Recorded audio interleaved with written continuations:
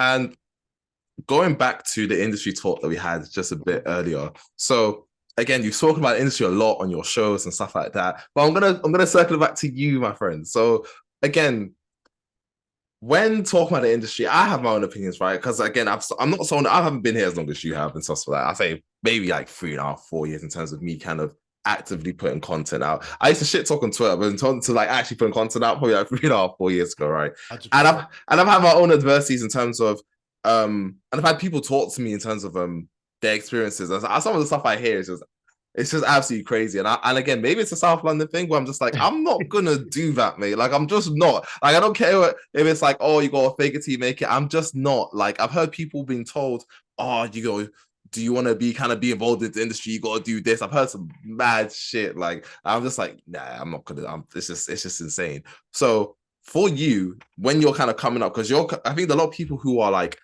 music commentators or in the industry now, they're a bit younger, right? So maybe Yes, around like the yes. mid-20s. Yeah. So, but you're one of the few people who I guess from your time who are kind of stood around.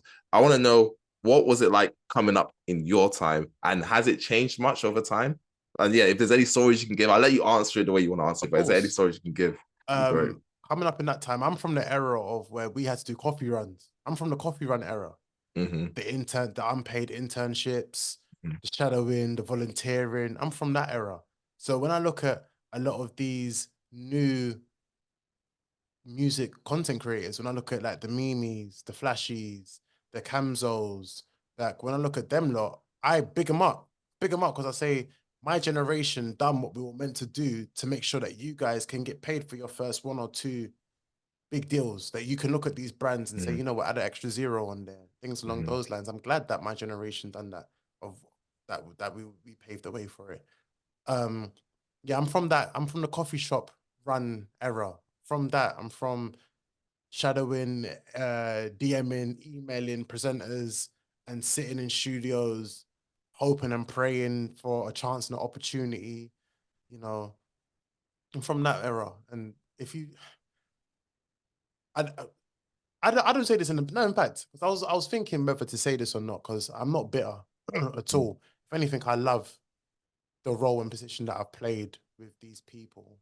But Remy Bergs, I remember with her, I remember when Remy started and advising Remy to a T of what to do. And now I look at where she's gone, I'm like, I'm so proud of you because you done it. You stuck to your guns and you done it.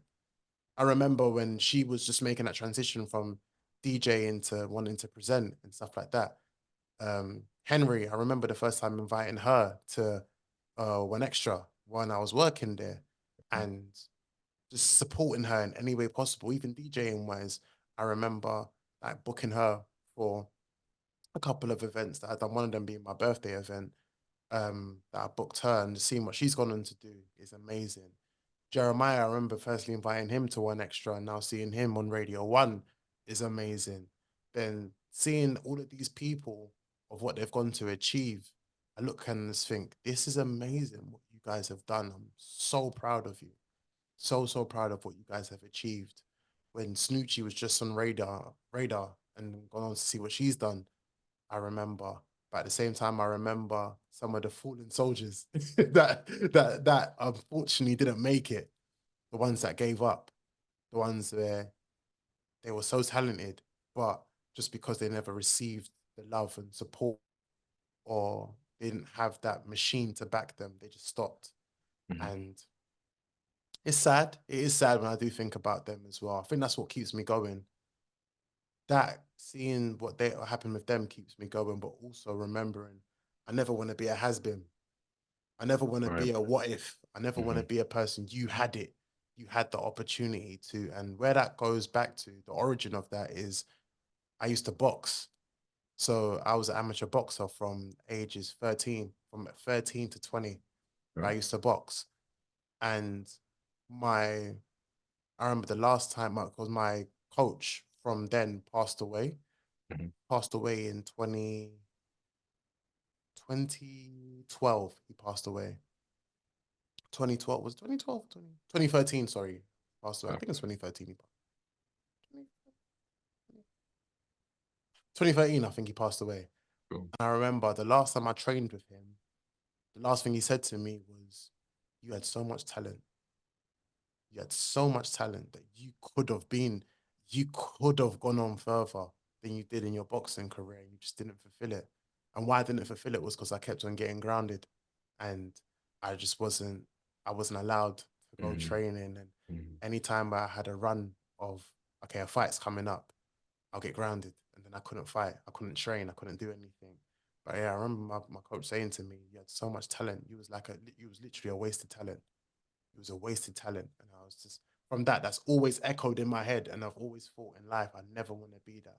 I never want people to look at me and think, you almost was there and you just didn't. I never want to be a Jack Wilshere. I don't want to be a Abu Dhabi. I don't want to be them, man. I don't want to be one of the biggest what if streets won't forget. And Yeah. yeah, I never want to be streets won't forget.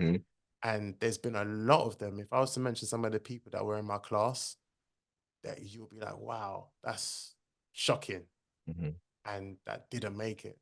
And yeah, I don't want to be one of those. So whether it took me a year, 10 years, 15, whatever, as long as I can say, yeah, I got to where I needed to get to and made the impact that I should have, then yeah, that was that. But yeah, to go back to your answer, like of the industry, look, the industry is what you make it, man.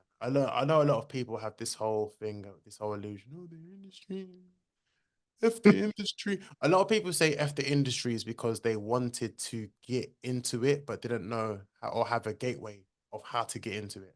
So they grow to have animosity towards it because it never accepted them. But if there was that acceptance, they wouldn't share that hatred or, resentment towards the industry. So that's where it derives from, firstly. Or also it derives from people that are very bitter because they never got what they wanted, or feel like they never got the credit that they deserved. I was the first person that found this. I was the first person who done that. And the entitlement that they come with. So I think that's where a lot of it comes from as well, of where people speak negatively of it. There's some beautiful souls that are within the industry, but at the same time, there are times where you can get lost. And I feel like there's a period where I was lost when I was working at One Extra. When I just before I was about to leave, I remember I was I was drinking a lot. I was drinking and smoking a lot because I just felt an emptiness of where, okay, I'm at where I wanted to be at. I studied for this, and this was my goal of where I said, as soon as I left university, I wanted to work at One Extra. And I got there and I felt like, damn, what's next? What's next? I feel like I've done this now, but what's next for me? And if this, Finding purpose, right? yeah, and that's the thing. I didn't feel like I found my purpose. I didn't know what was next for me. And I just felt very lost and caught up in the life, caught up in the life, going outside to launches or parties, events and festivals and things like that. And then out of nowhere, I'm drinking alcohol, and then out of nowhere, I'm feeling comfortable enough to have a big zoo in my hand next to this person. It's like, how and why am I doing this? I'm going back to 2010 activities, Chris. I'm going back there again of certain habits that I'm now I'm now picked up again and stuff. And yeah, there was just a few things, even like at events and stuff. I'm seeing higher ups indulging in drugs and things that I never felt comfortable in that. Like even down to taking paracetamol, I don't even like doing that. So Yeah. so anything else, it makes me feel uncomfortable. And once I started seeing these things with a norm, I thought like, okay, this is a bit weird, this is a bit strange. And then I felt like I had a bit of imposter syndrome. I felt like I had imposter syndrome at a point, and I didn't feel comfortable within the industry, and I grew some resentment towards it. Maybe because I didn't find a tribe that I felt a part of. And till this day now, I still feel like I haven't found my tribe. I feel like a lone wolf. I feel like a lone wolf. And this goes back to Chris always going to different educational institutes where I've been so used to being by myself, Yeah. just making friends. That I still don't feel like I have a tribe. I don't really have that code D or oh yeah, you know, if you see Chris, he's with this person or he's with that person, Yeah. and I don't feel like I have that. It's just always been me. And if I'm with someone, 9 times out of 10, it's my friends from school or my cousins that I don't really many quote unquote industry friends. When I Mhm. go to industry events, I'm usually by myself, but I just know people there, so Yeah. I just get away with it, to be Yeah. fair. But yeah, I think that's the only negative I would say. I wish I did have a tribe group of Yeah. say, you know, that was that. But at the same time, I think I've been blessed enough to have so many connections and different networks, and also seen the growth of so many people and so many companies from Guap. I remember Yeah. Guap when they firstly started. Now it's to see what they've done. It's been Mhm. amazing. To see Yeah. what all of these people have done has been great. But yeah, the industry is what you make it, man. There's some beautiful souls in it, but at the same time, there's some arseholes. Of And I course. think Yeah. what benefited me was just, I think it was just being streetwise, you know, being Mhm. streetwise and just Mhm. remembering, don't take anything personally. Don't take anything personally. Right. That some people will use you to benefit them, but also make sure you use them to benefit you as well. Mhm. And Yeah. also don't come with entitlement. Not everyone's gonna have the same levels of loyalty, or you shouldn't expect people to do the things that you would do. Yeah.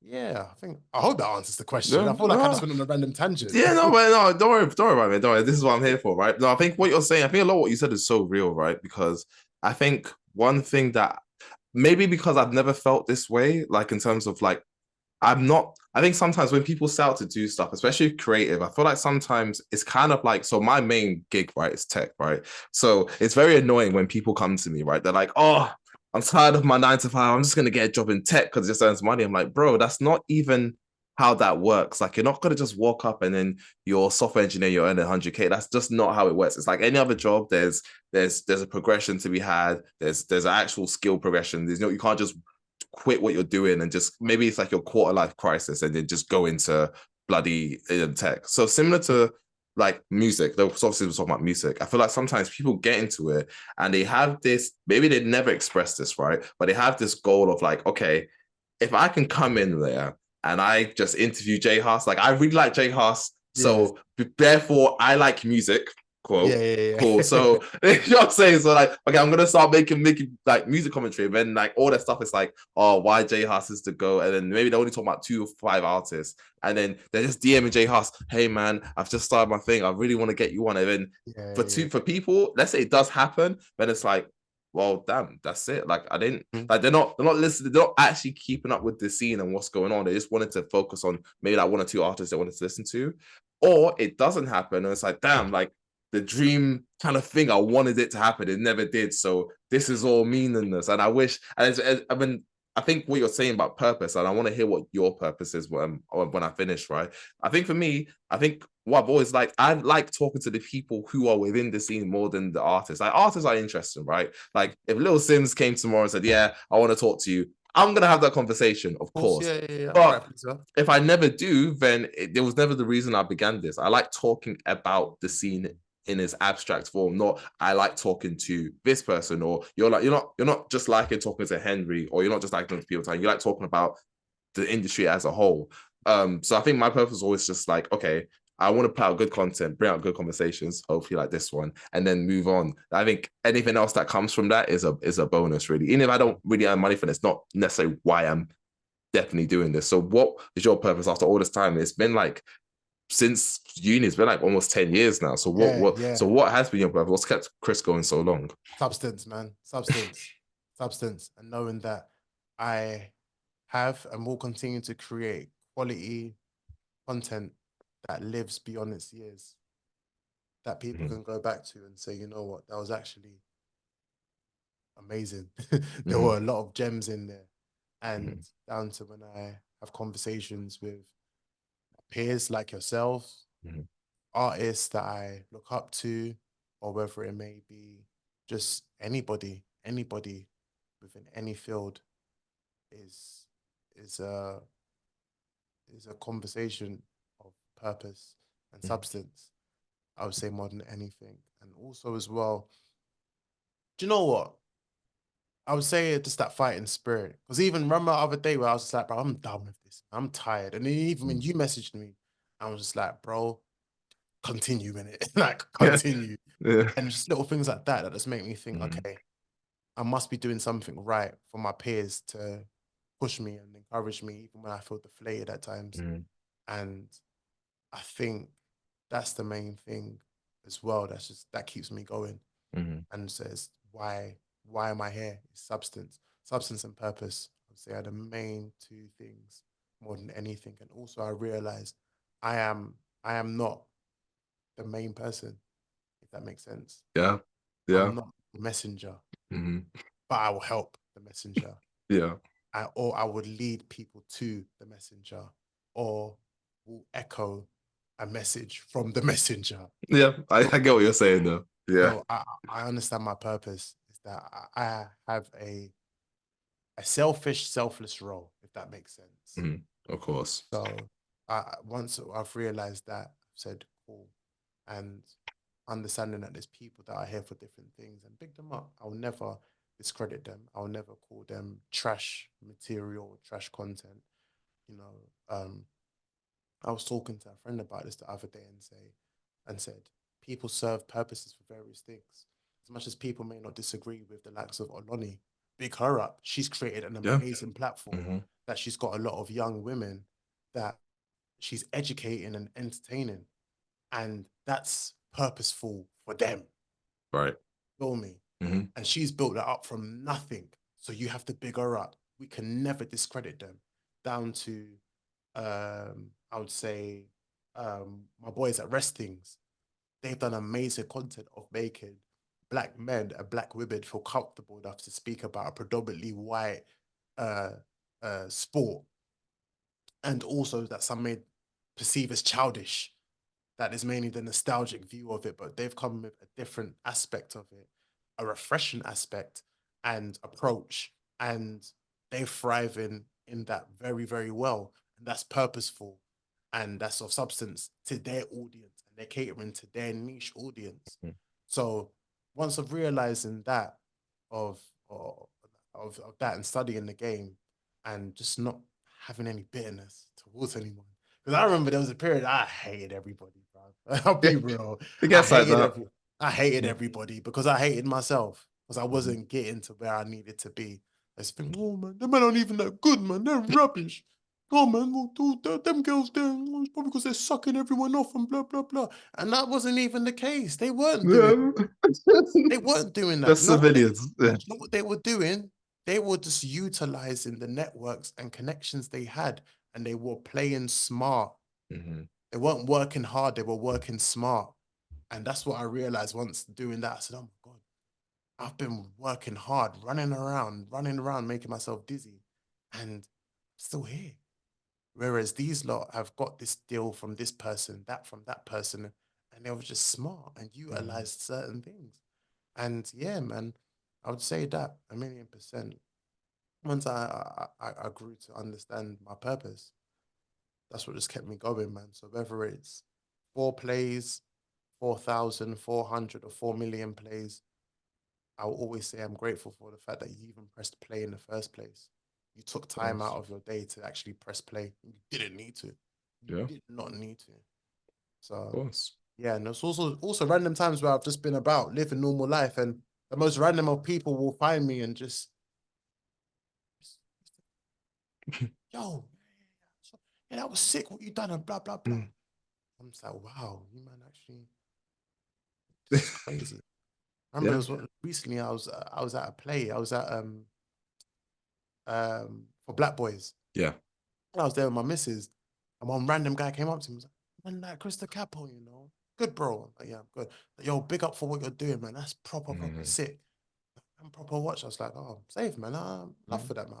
Proper appreciate that, bro. I was like, no, how are you finding the play? Blah, blah, blah. Missus was like, do you know him? I was like, no. Yeah. She's like, clearly you're doing something right, I guess. Mm-hmm. So, yeah, it's just little things like that that just tell me keep going, bruv. But yeah, that's what I would say is to answer the question of why I'm Yeah. here, why I'm Of doing what I'm course. doing. And speaking of roles, right? There was an episode of what podcast was this? Let me see if I can find it. It was an interesting one. It was the Daily Mail, right? So Daily Mail podcast. This is Yes, yes, this is like yes. November 2019 or something like that. 19. Yeah, yeah, And yeah. then you said something like, "Oh, I don't want to be labeled as a presenter. I don't want to be labeled the influencer. I don't want none of them labels." So how would Chris describe himself? That's a good question. I'll say just a fan of culture. I'm Yeah. a fan of culture. I think, you see, one thing that's funny, yeah, I think you can create, Joe Biden said this best, you can create any title, any job title for yourself. Remember when he was with Complex? Yeah, Nadeska and And, academics. Yeah. yeah, and he had forgot the name of the title, the job role that he gave himself, but he created that title himself. Mm-hmm. Now, you saying someone's a content creator is second to none. Yeah. Everyone says that. Mm-hmm. But I remember the first time someone said that, and everyone was like, what the hell is that? A cultural manager. Back then, you think, what the hell is that? Yeah. Roles and positions that people just appointed upon themselves. They're self-designated roles. And I think what I am is I'm a fan of culture. I'm just a fan of culture. I'm a fan of everything. And I'm just an observer and a voice of everything. If you want to call it a voice of culture, call it that. But culture for me is everything, more than just this London world we're in, this Yeah. London city. It's everything from back home to in Nigeria to living in Forest Hill, Lewisham Borough, to being a fan of anything, sports, fashion, music, film, everything. I think like that's what embodies of arts and culture. That's what I'm a fan of. I'm a fan of arts and culture, I would say. That makes sense. Yeah, no, that's a fantastic answer, honestly. Yeah, I don't want to be no damn presenter, bro. I want to be no damn presenter, if I'll be honest with you. Yeah. Here. Um, Currently where you are, I guess more recently. Mhm. So as I mentioned, Linkup TV, like you've worked with him here and there. So you interviewed Digger D when he was at the Royal Albert Hall. Yes, yes, But your ties with Linkup go way back. And I think as yes. early as I don't know how far back I was gonna ask you, but I think there was an interview with Grim Sickers from like 2017 that you did, like way, way back. So what's your relationship like with Linkup? Is it kind of like, like a contractual basis, or yeah, how do you get your foot in the door with them? No, so to be honest with you, with Link Up, how everything started with that was I remember I went to Rashid's 2017. 2017, I went to the office to link up with Rashid, Joey, and Els. And they had a plan that they wanted to execute a podcast themselves, but they wanted artists to do it. I think they'd done it a few times with a few artists, but they wanted to go a different direction. And yeah, from there, they they just sat on it. They just sat on the idea. Cool. Then Rob Bruce, funny enough, Rob Yeah. Bruce was the main person who played a big role in me getting the link up shout. Mhm. So there was there was a piece of content that they planned called State of UK Rap that he was meant to present. Right. But Rob Bruce was like, you know what, I don't feel like I'll be the best person for this. They're like, oh, so who do you think would be? And I'm like, Chris. Chris would be the most ideal person for this, that he lives and breathes UK rap. Mhm. So he'll be the best person. Never, she just rang me and said, yo, this is the plan, this is what I want to do. Who do you think we have in mind to do it with? I said, you know what, Tef and Boost makes sense. You just Yeah. get them as guests. Mhm. Let's do that. That just originally was meant to be a 20-minute conversation, but it ended up being, I think it was like 3 parts. I think it's Mhm. 3 parts, I'm not sure. But that went on to do so well. Then Rashid was like, look, we're gonna work again. We're definitely gonna work again. Cool. And then we did from there, and it's just been rolling on since. We're bringing out the control room. The original control room was me and Mr. Shabs from So Solid, Right. producer, legend himself. Mhm. Like he schooled me on so much as well. We actually done 3 episodes, 3 episodes, but one of them never came out. Oh, So one was with Feki.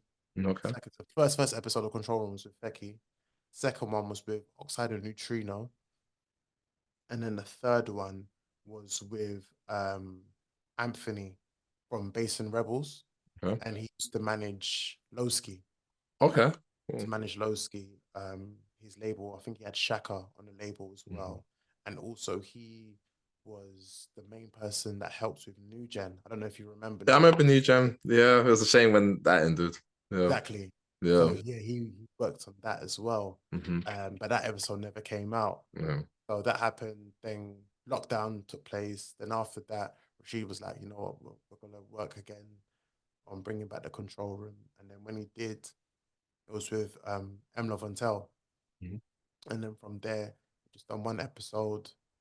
And the first episode we done was with our dads. And that's the first time that me and Mazik had worked with each other.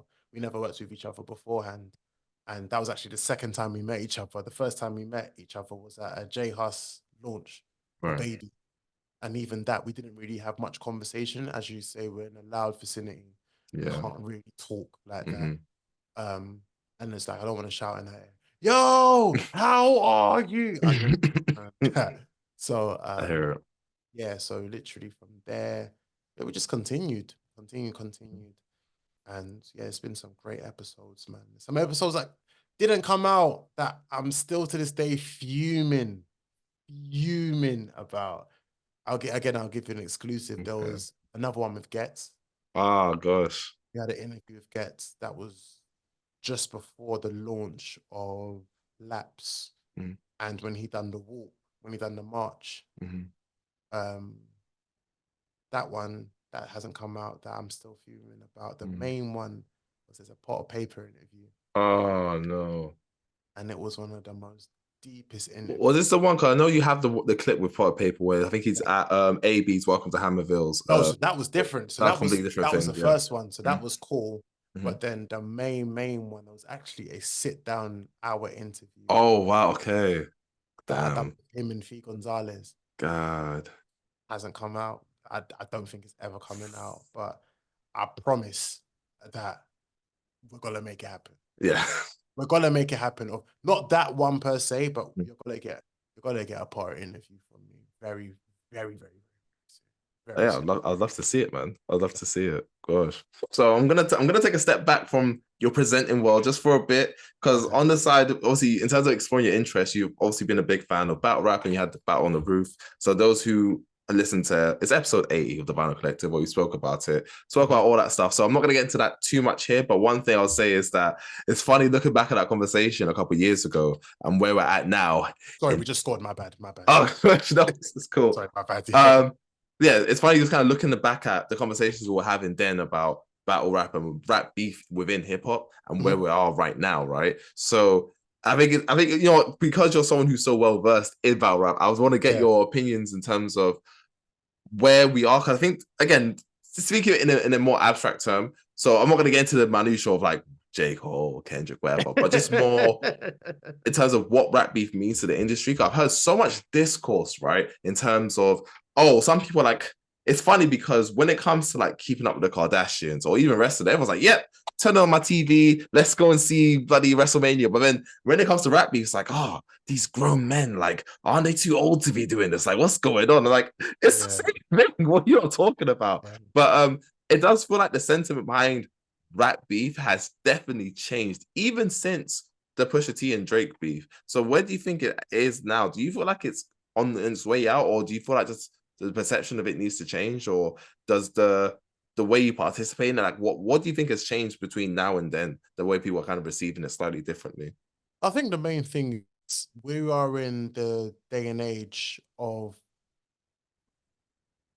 a lot of the consumers are very sensitive. Mm-hmm. It's very, very sensitive. It's very PG. Mm-hmm.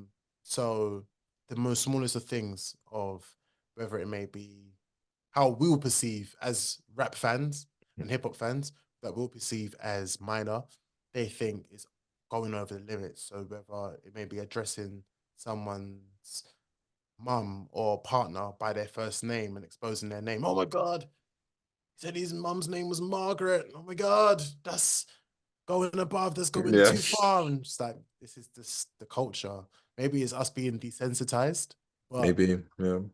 this is just of the norm. The same way these same people may complain when they see wrestlers bleed as well. Oh my God, he's bleeding. Look at him. Oh my God. And it's like, oh, if anything, we're excited by this because this shows that the match is one, lit, and two, they're beating the hell out of each other. Pause. Super pause. But yeah, I think it's weird because we know the general consumers, there's a big separation between general consumers and those that are avid hip hop and avid rap lovers. The avid rap lovers are like, this is so minor, continue going. You haven't said anything below the belt. We're from an era of where the likes of Jay-Z was talking about him having sex with Nas's baby mum, and the only way he found out was rubbers that were left in the baby seat. We're from that era, and we thought, fair enough. Yeah. You know, Yeah, that's true. It's true. we're Yeah. from the era of where Ja Rule says about your mum, was it your mum was a crackhead and your girl's a known slut, so what's Haley gonna be when she grows up? Talking about Eminem, and even with that, we just thought, okay, fair enough. It's nothing major. But we're from that era of where these things were said. Tupac, that's why I effed your bitch. Like, we're from that era where these things just aren't. We're talking about Prodigy having one of these that got sickle cell. But from that, as much as we think, okay, that's a bit absurd, it's a bit mad, but we understand that this is just the art of war. It's the art of war, and some people have different ways of playing it. The one thing I always say that will always be distasteful for me is you mentioning dead people. You mention anyone dead, it's just like, oh, come on, bro, it's a bit too much. Yeah.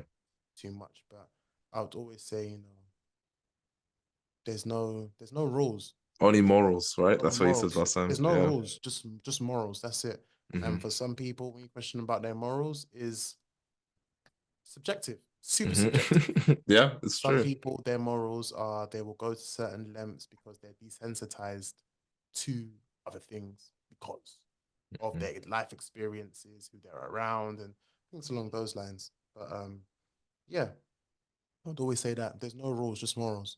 Of course. So kind of getting in the final third now, we're about to wrap up. So I'm gonna pace this up. I'm gonna make this easy for you, but I want to see how you handle it because you're quite a humble guy. But obviously, someone who's been around the scene, probably I'd say 2015, right? You know, you've been on Represent, you've been on One Extra, been working with Linkup, you had your own show for like six episodes. You've been at the Nottingham Academy of Music, or no, Notting Hill or something like that. You've been there, you've interviewed some of the biggest artists in the countries, people have charted, all that stuff. Is Chris the best host in the UK? No. Nah. Why? I still feel like there's so much I still need to learn. There's so many areas I need to learn. I need to learn live, visually, of being on a camera live, because that's a whole different world. Of course. I need to learn the side of presenting award shows, ceremonies, or presenting content that I am not knowledgeable about, and be thrown in the deep end for it. So do I think I'm the best host in the UK? No. No. I think I'm flipping good, but I think I'm flipping Fair. good. Yeah. I'll say that. I think I'm flipping good, but I wouldn't say that. Nah, say that I'm the best. I still have so much to learn. So much to learn. But if someone wants to say it, I would appreciate it. I kind of think you're lying, but I'll say this. Do I think I'm one of the best interviewers and one of the best journalists? Yes. Yes, Yeah. I would say so. I definitely would say so in that sense. But at this moment, I'm capped to just music. And I want to venture off to so many different areas. But yeah, to answer your question, no, I wouldn't say I am. Fair. Humble. I was excited to that, but yeah, fair. I mean, I think you've done a good job, mate. Like, obviously, I love Scylla, but like, I feel like you're the kind of like the Scylla before Scylla in a way. I feel like you're in the very same vein. So yeah. I feel like you put a lot of groundwork in, mate. Do you know what? I think with Scylla, I always have real conversations with him because I understand the age difference with us two. And I've always said to him, he would tell you himself that I've always told Scylla, everything that took me 2 years, I'm going to do in 6 months. Everything. And that's not just for Scylla, that's for anybody that I see in this path, is anything that took me 2 years or a year, I want you to do it in 6 months or less. I want you to learn the shortcuts, and I don't want you to work hard. I want you to work smart, because everything I found out now, I don't want you to have to go through that, to have to find out. I don't want you to have to go through the hardship of going to radio stations and going to radio record labels, sorry, to record label offices, having to sneak behind buses or jump because you're so broken, but you're chasing this dream. And these are the things that no one speaks about, of where you are sort of like pimping yourself to all of these music platforms and brands because you just want exposure. But by you doing that, you're devaluing yourself. That they just look at you as you're desperate. So anyone that picks you up, you're looking at it as just, oh, thank God someone's picked me up. But these times, you know, you're bringing so much value and worth to them, but you don't know it because you're so desperate. And everything along those lines, these are all the obstacles that I've had to face and go through. So that's why I always, with anybody who knows me knows, I'll always try and give off those gems so that you don't have to work as hard and stuff. So yeah, Silla knows. Me and Silla have had some deep conversations where I've told him where he's gone right with things, where he's gone wrong, what he can improve on, what's his niche, what's his USP, all of those things. So yeah, man. Sorry, I feel like I've just been rambling on for bare. Babes, don't worry about it, mate. Don't worry about it at all. But that's what I was gonna say. So kind of closing out. So where is Chris right now? Like what is Chris working on? What should we expect from Chris in the future? No capping's coming back. It's just me. It is just me with this one now. Um, I think with this one, I'm happy because I'm now in full control of everything and got the right backing that I needed. So there will be that consistency with that, where it'll be a weekly podcast, and it won't just be, it's not just going to be music based. If anything, I'm trying to steer away from it. I just want to have honest, transparent conversations, and that may cover all aspects of life, whether it may be finances, whether it may be religion, whether it may be dating, whether it may be sports, whether it may be arts, whether it may just be about growing up, whether it may be about education, everything that I just want to cover and speak on. That's no capping. That's something I'm proud of. It's the insights of a 32-year-old from South London, you know. So there may be one week where we're talking about, I don't know, education system. Then there may be another week where I may be talking about, you know, why I'm so disappointed in Jermaine Cole. But it's just from our perspective, I want it to be something that us as, you know, those that the target audience I'm aiming for is like the mid-20s to mid-30s, possibly 40s, like those that are late 30s, because I think a lot of content that's out there is for the extremes of that. Yeah, like right I get now, what I you know mean. you're seeing a subgenre of washed out olders making podcasts, and I despise it. Some people do it so great, but some people's like, I don't want to hear the man couldn't come to my block and do this and Yeah. I was gonna say, I I just get hear what you mean. none of that crap. I don't care. I don't give a flying toss. But at the same time, you've got the other ones of where you've got those other podcasts of where they're speaking about, you know, if you put 16.5% into this share and this Don't even get me is started. growing and Don't blah even blah. get me started. And I was like, this is basically might as well be speaking Mandarin to me. I don't know what you're talking about. So there's that. Then there's also another subgenre of, you know, yeah, I just walked in the club, the girl was there, and then after she said, "Do you want to eat my ass?" And it's just like, bro, this never happened. This never happened. You're lying. You're making these things up. You're making these things up so they can be clipped on Black Kings and Made You Think and those platforms. So I think it's that there's not really much for us that is transparent conversation, and conversations that we would have, whether it may be in your kitchen, you know, with friends, or whether it may be late night at a drink up, or whether it may be during working hours with colleagues, or things along those lines. Like, those are the type of conversations that I want to have. And that's exactly what No Capping will be. And I think it would be something I'm fully proud of, you know, this time to execute correctly. Is that Battle on the Roof still going on, still going strong with that. We are 131 episodes deep now. Again, if you're into battle rap, that's something you can listen to and lock into. But yeah, I'll say those are the main two things. Everything else, it's cool, it's great. But Yeah. let's focus on me now. Yeah. It's Chris time. Let's Yeah. do Chris time now. But yeah, I'll say those are the main two things. No Capping on the way. I promise. I keep on saying it, but it's definitely on the way. And Battle on the Roof is out right now. So every Tuesday you get a new episode. And yeah, that'll be out. Oh, we're looking forward to it. At the end of this interview, Chris, do you have any final words? Is there anyone you want to shout out or say hello to? God is good all the time, and all the time God is good. That's the first thing. Do you know what? I'll say thank you. Thank you for even your kind words, and most importantly as well, even seeing me as someone that is valuable enough to give insight and knowledge to people. And very definitely humbled enough to do so.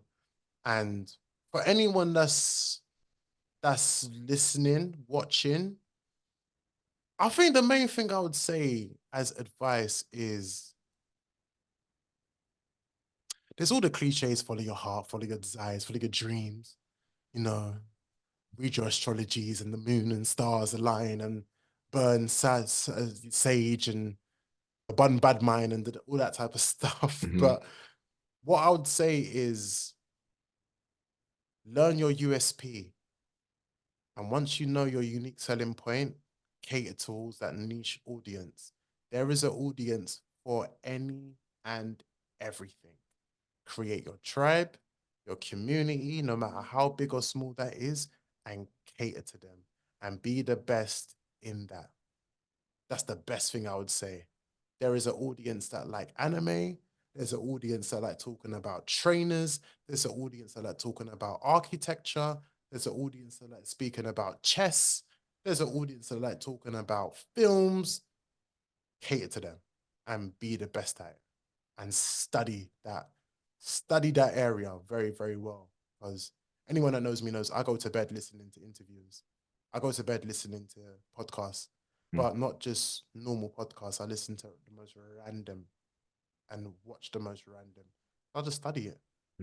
And that's what I'm thinking I would advise. Cater to your audience, cater to your niche audience, and know your USP. So, yeah. Well said. Thank you very And much. God is good.